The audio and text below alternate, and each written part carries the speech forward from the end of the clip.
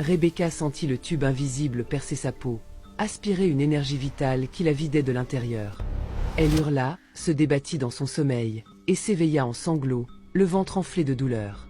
Dans une ville animée où les marchés bruissaient de voix et d'odeurs d'épices, vivait un jeune homme nommé George. Il avait rencontré Rebecca lors de leurs années à l'université.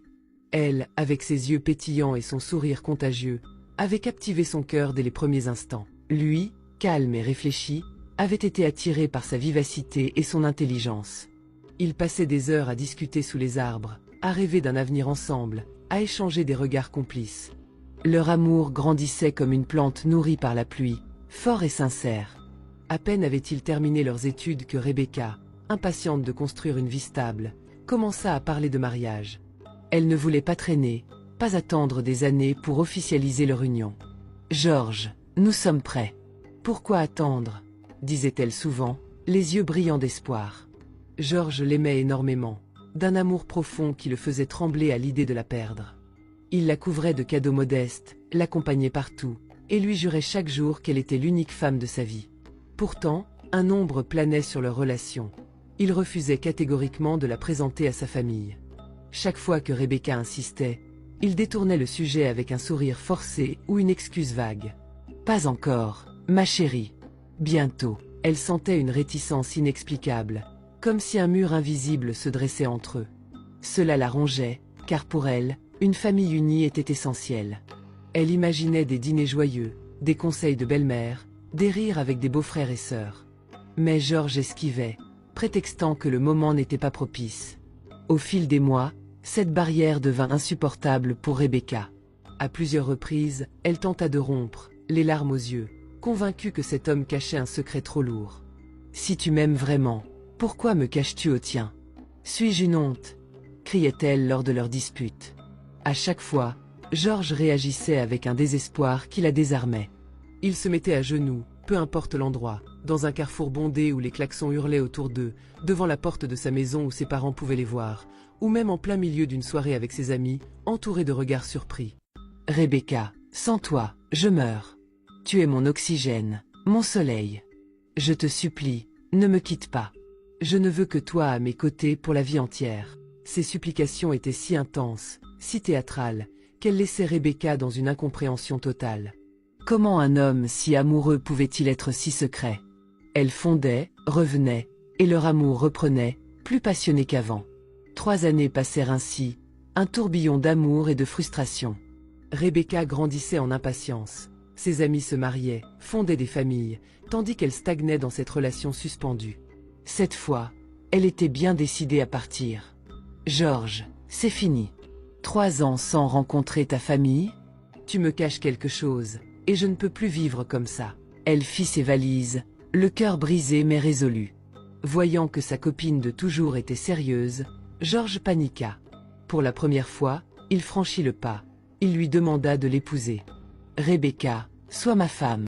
Je t'en prie, marions-nous. » Elle fut surprise, joyeuse même, mais il ajouta une condition. « Faisons-le en secret, et partons loin de cette ville. Nous construirons notre vie ailleurs, juste toi et moi. » Rebecca accepta le mariage, le cœur battant d'excitation.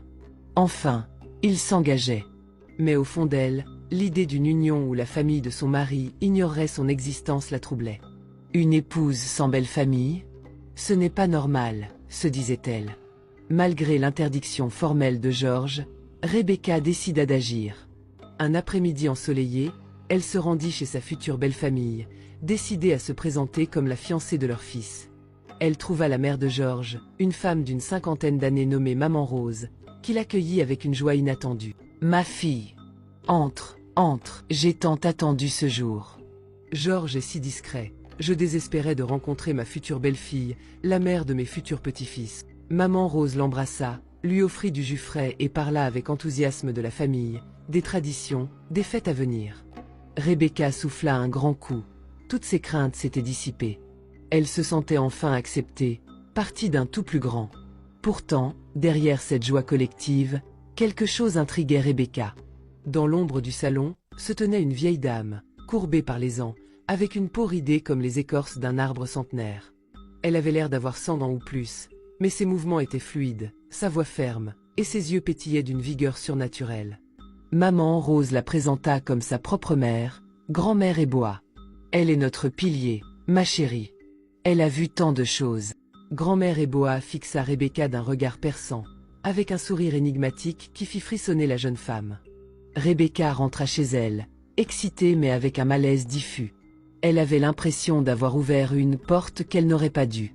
Le soir, quand Rebecca raconta sa visite à George, il entra dans une colère noire, le visage déformé par la rage. « Pourquoi as-tu fait ça? Je t'avais interdit. Tu as tout gâché !» hurla-t-il, les poings serrés. Rebecca, stupéfaite, essaya de le calmer. « Mais ta mère était si heureuse. Elle désespérait de me rencontrer. » George ne répondit pas, mais ses yeux étaient emplis d'une peur viscérale.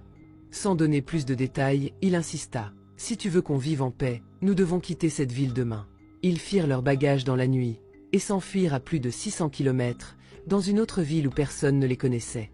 Là, ils se marièrent discrètement, sans fête ni invité, et commencèrent une vie nouvelle, loin des ombres du passé.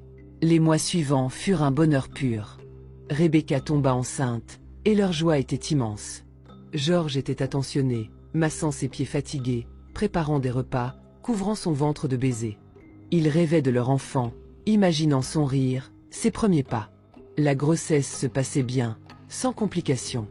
Mais la nuit, des rêves étranges commençaient à hanter Rebecca. Elle voyait un monstre sans visage s'approcher d'elle dans l'obscurité, collant un tube long et froid sur son ventre comme pour aspirer quelque chose de précieux. Elle se réveillait en sueur, le cœur battant, mais n'en disait rien à George au début, ne voulant pas l'inquiéter. Lors de la première grossesse avancée, les rêves devinrent plus vifs. Une nuit, elle se réveilla en hurlant, une douleur aiguë irradiant de son abdomen. George accourut, alluma la lumière. Sur son ventre, il y avait des marques rouges, comme des traces de succion, et une substance visqueuse, collante et nauséabonde, coulait le long du mur près du lit. Rebecca, terrifiée, raconta son rêve. George blêmit, ses mains tremblant comme des feuilles au vent. « Ce n'est qu'un cauchemar, ma chérie. Repose-toi, murmura-t-il, mais sa voix était brisée. Il nettoya le mur sans un mot, et ils se recouchèrent, enlacés dans un silence lourd. Quelques nuits plus tard, l'attaque revint, plus violente. Rebecca sentit le tube invisible percer sa peau, aspirer une énergie vitale qui la vidait de l'intérieur. Elle hurla, se débattit dans son sommeil, et s'éveilla en sanglots, le ventre enflé de douleur.